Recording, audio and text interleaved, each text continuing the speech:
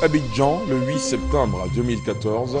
Il a quitté Abidjan hier. Le président Alassane Ouattara est arrivé aujourd'hui dans la capitale des Émirats Arabes Unis, Dubaï.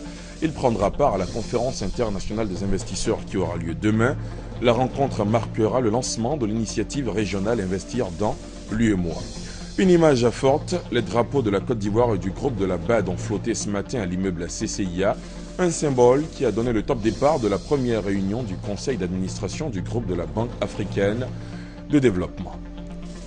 L'actualité, c'est aussi le début aujourd'hui des audiences publiques initiées par la CDVR, la Commission Dialogue Vérité et Réconciliation. C'est la dernière étape du mandat de l'institution, des audiences qui permettront aux victimes de la crise post-électorale de prendre la parole publiquement. Les audiences dureront 2 mois. Et puis, le président américain a annoncé que les États-Unis enverraient des moyens militaires, dont des unités de mise en quarantaine, pour aider les pays d'Afrique à lutter contre le virus Ebola, une épidémie qui échappe pour l'instant aux autorités, déplore Barack Obama. Voilà pour le sommaire, c'est l'heure de la grande édition. Bonsoir à tous et bienvenue. À suivre également dans ce journal le grand format de la rédaction. Ce soir, coup de projecteur sur le centre des moyens d'entreprise et le livre à foncier électronique, des outils mis en œuvre par la Direction générale des impôts. Ce sera dans quelques minutes. Tout d'abord ce soir, le déplacement du docteur Alassane Ouattara, arrivé aujourd'hui dans la capitale des Émirats Arabes Unis, Dubaï. Le chef de l'État y prendra part à la conférence internationale des investisseurs qui aura lieu demain. Déjà aujourd'hui, le président Ouattara a présidé la session Focus Côte d'Ivoire, un forum organisé par le CPC, le Centre de promotion et d'investissement en Côte d'Ivoire et l'ambassade de Côte d'Ivoire en Arabie Saoudite. Je vous propose la correspondance de notre envoyé spécial à Dubaï, à Ouattara. Le président de la République, Alassane Ouattara, quelques heures à peine après son arrivée à Dubaï, a animé la session du Focus Côte d'Ivoire en marge de la conférence internationale des investisseurs investis dans l'UEMOA. L'occasion pour le gouvernement ivoirien d'informer les autorités émiraties et les investisseurs présents sur l'environnement des affaires et les opportunités d'investissement en Côte d'Ivoire. La Côte d'Ivoire, qui entend accroître l'investissement privé à hauteur de 11%, s'est donné les moyens de sa politique en créant un climat des affaires compétitif et attractif. La Côte d'Ivoire a un programme très ambitieux en matière de production, de distribution et de transport d'énergie. La Côte d'Ivoire, comme vous le savez, fournit de l'électricité au Bénin, au Togo, au Ghana, au Burkina, au Mali et très bientôt à la Guinée, la Sierra Leone et au Libéria. Et pour pouvoir soutenir aussi notre croissance, nous sommes contraints d'augmenter notre capacité de production et d'améliorer aussi la qualité de l'électricité pour la population. Il y a bien sûr les grands projets dans le secteur de l'agriculture, des infrastructures, du tourisme, de l'agrobusiness. Aujourd'hui, on a des grands projets régionaux qui sont notre programme autoroutier de 1500 km. Nous avons des programmes également à Abidjan jusqu'à Ouaga, passant par Yamoussoukro. On a le projet qui va d'Abidjan également à Lagos, pour lequel on est en cours de réalisation, celui qui va jusqu'à Bassam. On a le développement et le doublement du réseau routier national. On a le projet de développement de tout ce qui est accès à l'eau potable avec une concentration sur Abidjan. Le président de la République, Alassane Ouattara, a pour sa part mis en exergue les potentialités économiques de la Côte d'Ivoire avec un marché sous-régional important de 300 millions d'habitants pour la CEDEAO et 110 millions pour l'UEMOA. Le CPC a organisé cette rencontre particulière sur la Côte d'Ivoire avec un certain nombre d'investisseurs dans les différents secteurs, que ce soit dans les transports, dans l'industrie, l'agriculture, les télécommunications, les services, pour que nous soyons plus précis sur les opportunités qu'offre notre pays. Bien évidemment, cela se fait dans le cadre de la rencontre que nous aurons au niveau de l'ensemble des chefs d'État. Alors je voudrais donc féliciter le directeur général du CPC d'avoir pris cette initiative parce que ça nous permet de passer beaucoup plus de temps avec les investisseurs, de leur dire quelles sont les opportunités, quelle est la situation et comment nous comptons faire en sorte que les investisseurs soient à l'aise en Côte d'Ivoire pour créer des emplois, et surtout pour les jeunes. Moi, je me réjouis de cette séance qui a été très bonne. les questions montrent que les investisseurs s'intéressent à notre pays et je crois que nous devons tout faire pour continuer de faire en sorte que la situation d'ensemble soit favorable aux investissements. Le président de la République, Alassane Ouattara, a par ailleurs indiqué que ce forum économique démontre la volonté de faire du secteur privé le pilier de la croissance économique par la promotion des investissements en Côte d'Ivoire. Demain donc, le président de la République prendra part à la conférence internationale des investisseurs. La rencontre marquera le lancement de l'initiative régionale Investir dans l'UEMOA. Retour en image sur l'arrivée du président Ouattara dans la capitale des Émirats arabes unis. On retrouve Awa Touré. Le président de la République, Alassane Ouattara, à son arrivée à Dubaï, aux Émirats arabes unis, a été accueilli par Mme Rim Al-Hachami, ministre d'État.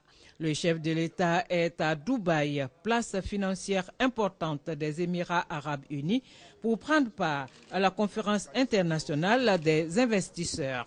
Une conférence qui marque le lancement de l'initiative régionale Investir dans l'UEMOA et qui s'inscrit dans le cadre de la mise en œuvre des orientations de la conférence des chefs d'État et de gouvernement de l'UEMOA. C'est une plateforme importante ici dans les Émirats et je pense que la conférence que nous prévoyons permettra donc aux États de l'UEMOA d'avoir une coopération beaucoup plus étroite, non seulement avec les officiels mais avec le secteur privé. Comme c'est un très long vol de 9 heures de temps, j'ai eu l'occasion de regarder les dossiers et je vois que le président de la commission nous prévoit une séance de travail très fructueuse avec des projets dans tous les secteurs, plus de 20 milliards de dollars d'investissement que nous allons rechercher. Donc je me réjouis d'être ici et je disais à Madame le ministre que c'est une grande opportunité pour la Côte d'Ivoire qui est en pleine expansion, qui a besoin d'investisseurs, qui a besoin de diversifier donc nos partenaires et nous avons la ferme conviction que ce séjour sera très fructueux pour notre pays et nos concitoyens. L'Union économique et monétaire ouest-africaine, UEMOA, entend par cette conférence qui s'ouvre le mardi 9 septembre à Dubaï, mobiliser des ressources pour la réalisation de programmes d'envergure régionale, créateurs d'emplois, de richesses pour l'amélioration des conditions de vie des populations, le développement du tissu industriel et des services.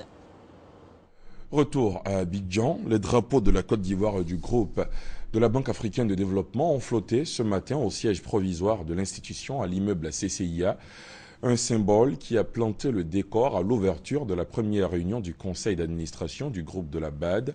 À la tribune, le chef du gouvernement ivoirien, Daniel Kablan-Duncan, a souligné que pour le gouvernement, ce retour marque la reconnaissance des efforts importants déjà accomplis pour permettre le retour de l'institution à son siège statutaire. Victoria Angwa. Le drapeau de la Banque africaine de développement BAD à nouveau dans le ciel ivoirien, à côté de celui de la Côte d'Ivoire, signe du retour effectif des opérations de l'institution à son siège statutaire. 11 ans après sa délocalisation à Tunis, la banque reprend officiellement ses activités à Abidjan, avec un conseil d'administration ce lundi. Le départ de la banque, il y a 11 ans, n'était qu'un accident de mal. Mais grâce aux efforts des Ivoiriens et des Ivoiriens pour amener la paix dans ce beau pays, voilà que la banque est de retour dans ce pays qu'elle a vu depuis sa naissance. Ce matin, nous procédons à la levée solennelle des drapeaux. Cette cérémonie est la manifestation, d'une part, de l'amitié sans nuage entre la banque et son pays hôte, la Côte d'Ivoire. Et d'autre part, c'est le symbole de démarrage de nos activités telles que nous l'avons signifié à son Excellence le chef de l'État, jeudi et dimanche. Accident de parcours à vite oublié. Le gouvernement ivoirien a pris en compte la mesure de l'enjeu. Amélioration de l'environnement sécuritaire, économique, dialogue avec l'opposition, avec à la clé la paix retrouvée. Il n'y a pas de développement sans sécurité et paix. Il s'agit donc d'une priorité majeure de l'action gouvernementale. L'indice national de sécurité, d'insécurité est passé de 3 000 janvier 2012 à 1,18 en août 2014. Ce retour à la sécurité et à la paix est bien perçu par les ambassades et les grandes entreprises multinationales. En effet, la plupart de celles qui avaient été délocalisées lors de la crise post-électorale sont rapidement revenues à Abidjan, quand d'autres installé leurs sièges régionaux à Abidjan. Il en est de même pour les institutions internationales bilatérales, telles que l'UNESCO qui a installé son bureau en septembre 2013. Nous célébrons aujourd'hui le retour de la Banque africaine de développement à Abidjan. La Banque africaine de développement, il faut le rappeler, a été délocalisée en mai 2003. Le portefeuille de l'institution en Côte d'Ivoire, c'est 13 projets évalués à 197 milliards de francs CFA. 1000 agents sont déjà en poste à Abidjan. 500 sont attendus fin octobre. En attendant la réhabilitation du siège à la rue des Banques au Plateau, l'immeuble CCIA a été cédé pour 1 an par le gouvernement ivoirien.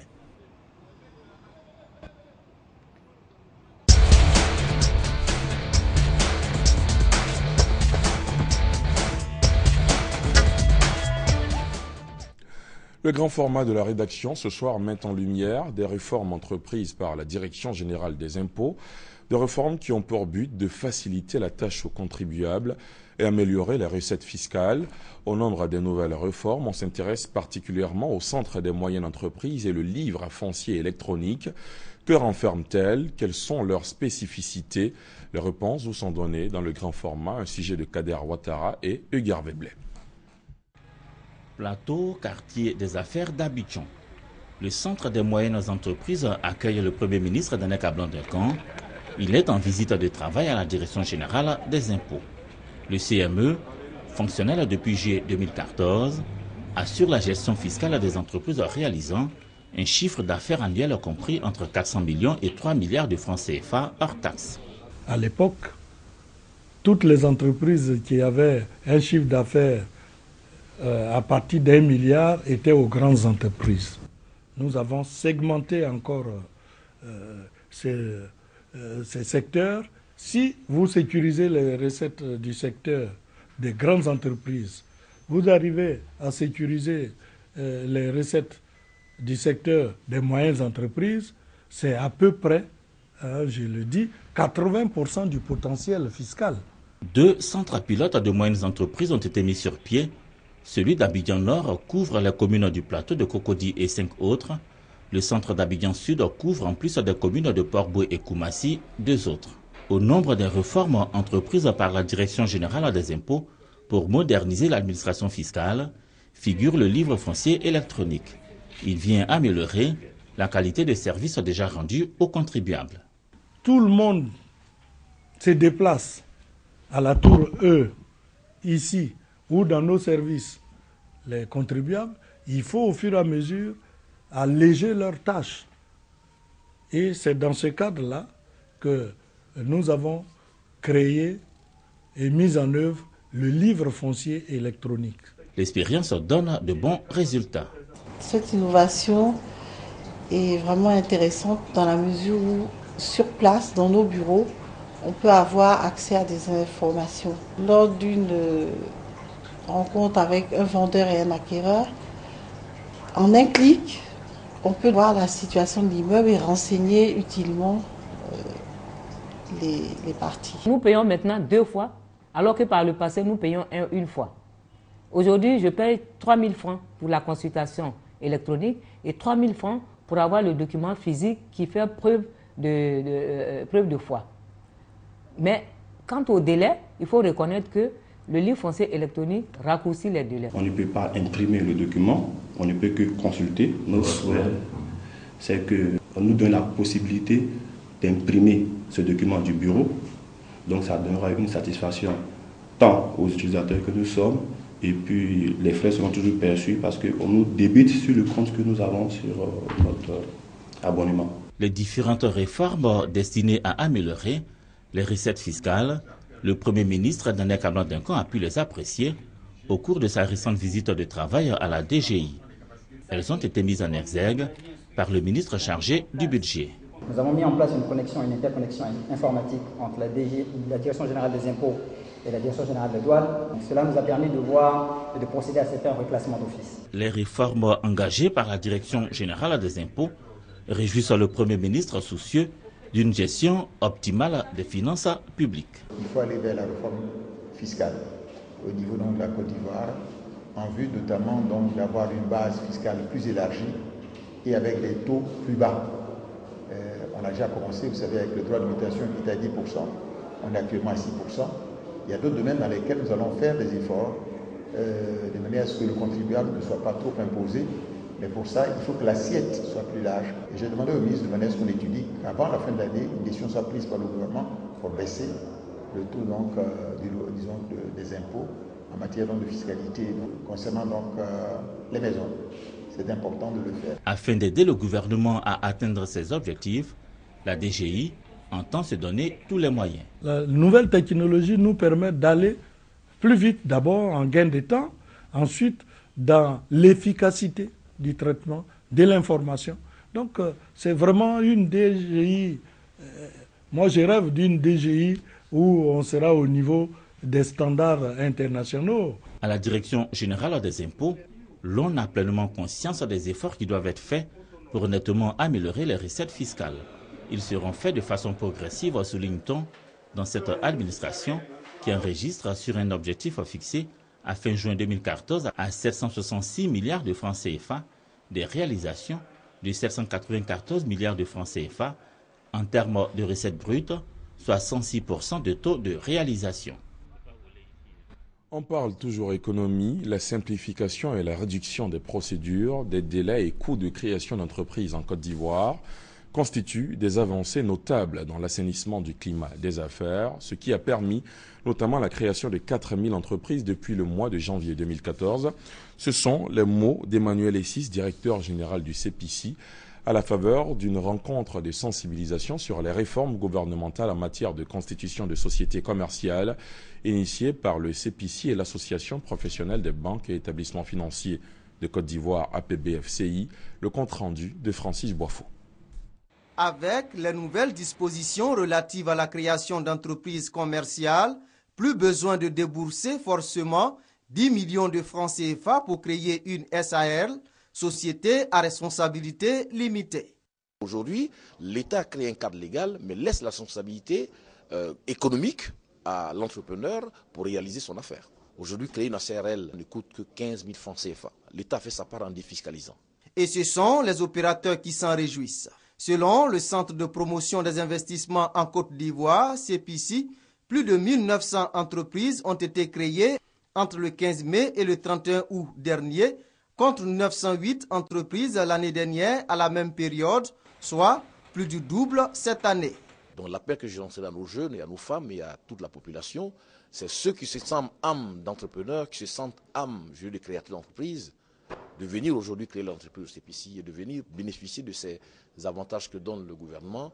En Côte d'Ivoire, il est désormais possible de créer une entreprise en 24 heures. Les autorités ont regroupé sur MMSite la Direction générale des impôts, le greffe du tribunal du commerce d'Abidjan, l'administration du ministère du commerce, de l'artisanat et de la promotion des PME et la Caisse nationale de prévoyance sociale, CNPS.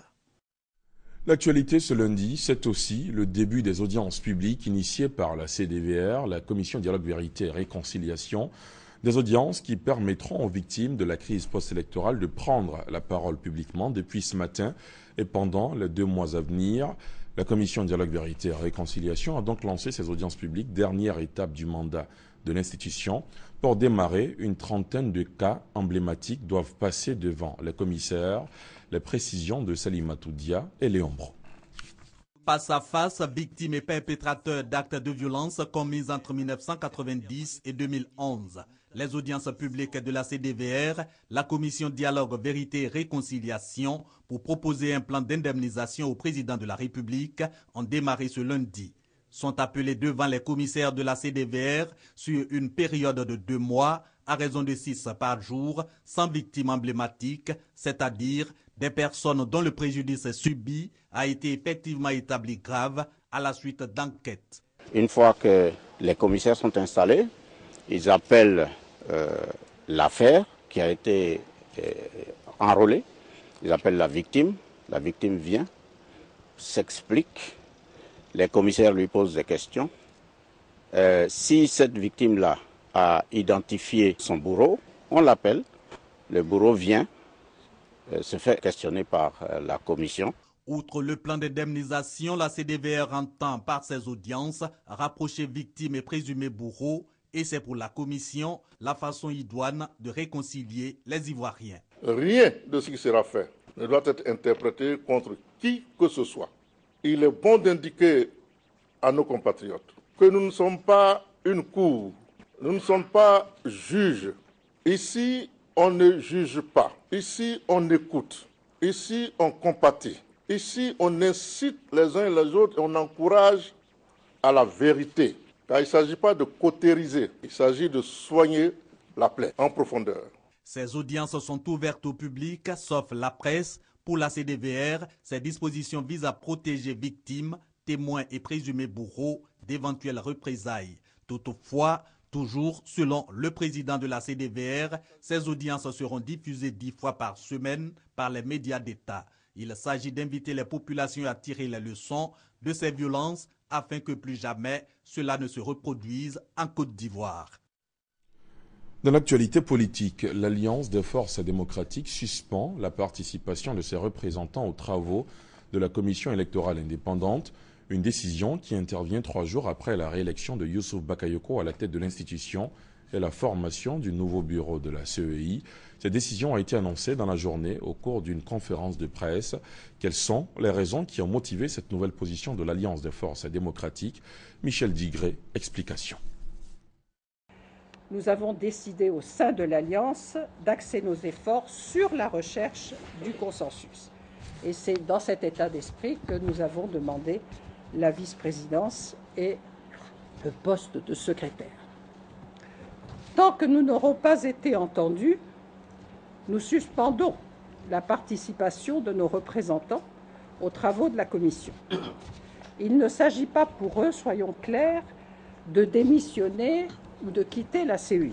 Dès l'entame de cet échange avec la presse, Daniel Boni-Claverie a tenu à clarifier la position de l'Alliance des forces démocratiques de Côte d'Ivoire 3 jours après la mise en place du bureau de la CEI. Nous regrettons tout ce qui se passe parce que nous disons que nous prenons du retard alors que nous devrions déjà être à des phases beaucoup plus avancées comme la liste électorale, le découpage des circonscriptions électorales. Nous en sommes toujours à cette constitution et à cette composition de la commission électorale et nous regrettons le temps perdu. Mais en même temps, nous disons que cela nous permet de réaffirmer nos positions et de faire comprendre au pouvoir que l'opposition n'est pas prête à faire de la figuration. Pour l'heure, la participation des représentants de l'AFD aux travaux de la CEI est suspendue. Mais la porte des négociations reste, elle, ouverte, selon Daniel Boni-Claverie, et ce, pour laisser une chance à la recherche des solutions pour des élections apaisées en 2015. Plus que 5 jours avant la visite d'État du président Ouattara dans la région de l'Ifou, les préparatifs semblent aller bon train, les travaux avancent. Sur place, on enregistre l'électrification d'une quarantaine de localités de la région, le reprofilage de pistes, la réhabilitation et la construction de bâtiments administratifs, l'extension de réseaux électriques, de quoi donner de l'espoir aux populations. Le compte-rendu de Michel Mambou. Daoukro, chef-lieu de département de la région de l'Ifou, dans le district des Lacs, au centre de la Côte d'Ivoire. Dans la cité, les derniers coups de marteau résonnent encore. Plus que quelques jours et la ville sera fin prête à recevoir son illustre hôte, le chef de l'État, le président Alassane Ouattara. Depuis l'annonce de la visite d'État, visite prévue pour le 14 septembre prochain, les populations sont enthousiastes. Les travaux en cours dans la ville à l'approche de l'événement ne laissent personne indifférent. Ils sont là pour réparer la route. Bien même, avant la route de Daoukro sont beaucoup qui sont gâtés. Maintenant, aujourd'hui, vraiment, les gens bien travaillent. De Daoukro à Prikro, en passant par Mbayakro, la région est en chantier. Les travaux en cours ont une très bonne progression. Ces travaux concernent aussi bien les travaux de voirie, réhabilitation de voies bitumées, construction de nouvelles voies, des travaux d'adduction d'eau, hydraulique humaine, hydraulique villageoise. Les travaux s'étendent aussi à l'électrification des villages, à l'extension des réseaux. La préfecture n'est pas en reste, encore en chantier lors de notre passage dans la région. Elle a désormais fière allure. Le bâtiment qui va abriter un conseil des ministres en marge de la visite du chef de l'État a été entièrement rénové. Aujourd'hui, 8 septembre, correspond à la journée internationale de l'alphabétisation. Au moment où l'on célèbre cette journée, l'UNESCO, l'Organisation des Nations Unies pour l'éducation, la science et la culture, estime à 860 millions le nombre d'illettrés, soit une personne sur 7 qui ne sait ni lire ni écrire. Cependant, nombreux sont les hommes et les femmes analphabètes qui ont décidé de suivre des cours d'alphabétisation, en vue bien sûr de savoir lire et écrire. Parmi eux, Tanou Aya, à 45 ans, elle est en classe de CE1 et se réjouit aujourd'hui de savoir lire et écrire. Son témoignage dans ce récit de Pargar Sorokone et Patricia Omouetia. Aya habite le quartier d'Anono. La quarantaine révolue, cette mère de 3 enfants décide d'apprendre à lire et à écrire. Quand tu ne sais pas lire, tu es comme quelqu'un qui a vu, tu ne vois pas clair. Dans ton pays, il y a des choses qui se passent, tu ne comprends pas. Vous êtes parti à l'église, ils vont prêcher, on dit prenez 15 pages. Toi, tu es assis, tu ne connais pas. Vraiment, quand c'est comme ça, moi, ça me fait mal. L'année dernière, au cours préparatoire 2e année CP2, Aya cette année passe au cours élémentaire 1re année, CE1.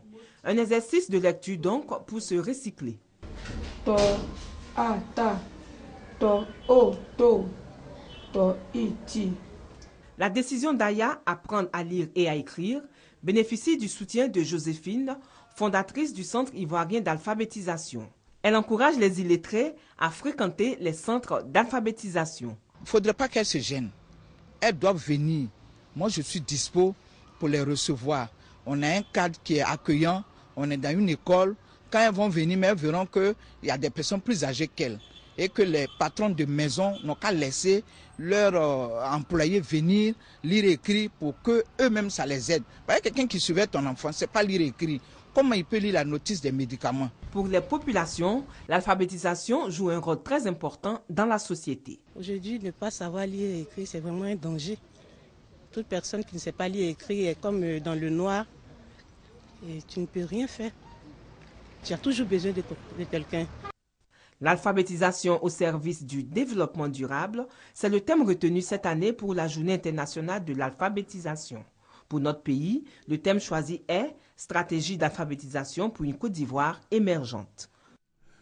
À l'étranger, 2 jours après le déblocage par l'Union européenne de 140 millions d'euros, le président américain a annoncé que les États-Unis enverraient des moyens militaires, dont des unités de mise en quarantaine pour aider les pays d'Afrique à lutter contre le virus Ebola, une épidémie dont Barack Obama a déploré qu'elle échappe encore pour l'instant aux autorités. Retour à l'actualité nationale et on termine avec cette note triste. Dapley Stone, l'un des célèbres artistes ivoiriens des années 80, a tiré sa révérence. Il est décédé ce matin. Plus de détails sur la disparition de l'auteur-compositeur avec Franck Quadio.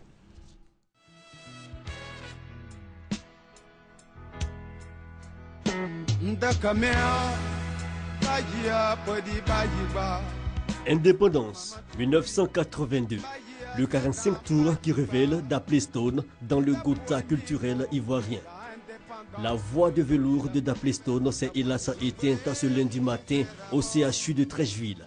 L'homme à la réalité, depuis la perte de son espace de divertissement au début des années 2000, avait vu ses affaires décliner et sa santé, au fil des années, fragilisée.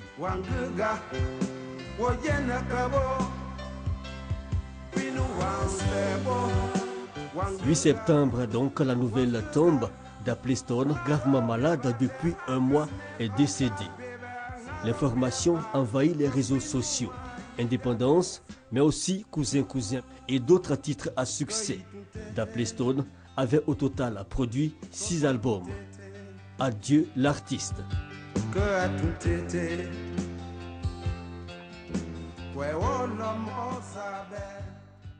Et c'est la fin de cette demi-heure d'information. Merci de l'avoir suivi. À 21h, retrouvez toute l'équipe de RTI Sport dans Lundi Sport. À 23h, Maïs Sako revient avec l'information. Moi, je vous retrouve demain à 20h. Excellente soirée. Bonsoir.